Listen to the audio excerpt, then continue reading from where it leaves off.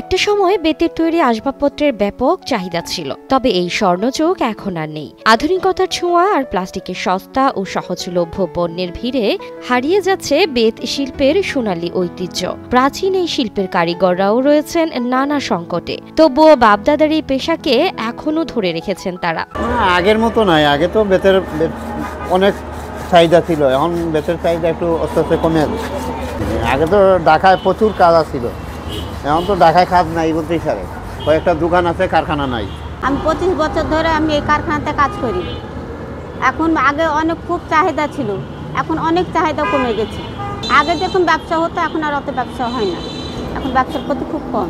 রাজশাহীতে অর্ধশতাধিক বেত পণ্যের দোকান থাকলেও কমতে কমতে এখন হাতে গোনা কয়েক। শখের বসে মাঝে মধ্যেই দুই একজন ক্রেতা আসলেও দামের কাছে অসহায় তারা। আমরা তো কাঠের গুলাই সচরাচর ব্যবহার করি, এখন স্টিলেরও উঠেছে, তো ভাবলাম যে একটু বেতের গুলা একটু নিব, তো সাধ্যের মধ্যে হচ্ছে না ভাই, দাম অনেক বেশি চাচ্ছে, যেটা মানে কাঠের চাইতেও দাম বেশি।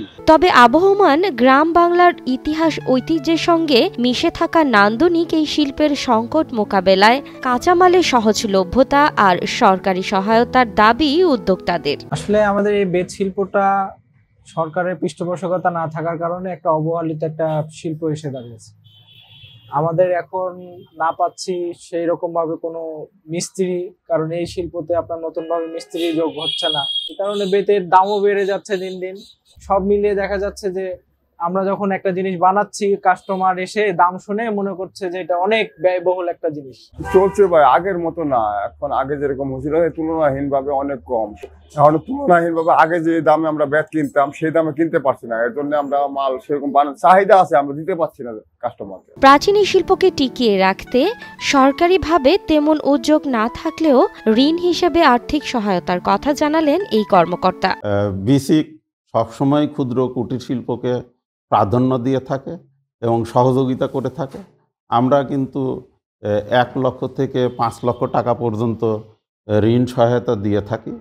যদি এই সকল শিল্পের কেউ বিসিক থেকে এই ধরনের ঋণ সহায়তা চায়, আমরা তাদেরকে ঋণ সহায়তা প্রদান করি। উন্নত প্রশিক্ষণ আর পৃষ্ঠপোষকতা দেয়া গেলে বিলুপ্তপ্রায় এই শিল্প ফিরে পাবে হারানো গৌরব, কর্মসংস্থানের পাশাপাশি জায়গা করে নিতে পারবে বিশ্ববাজারে।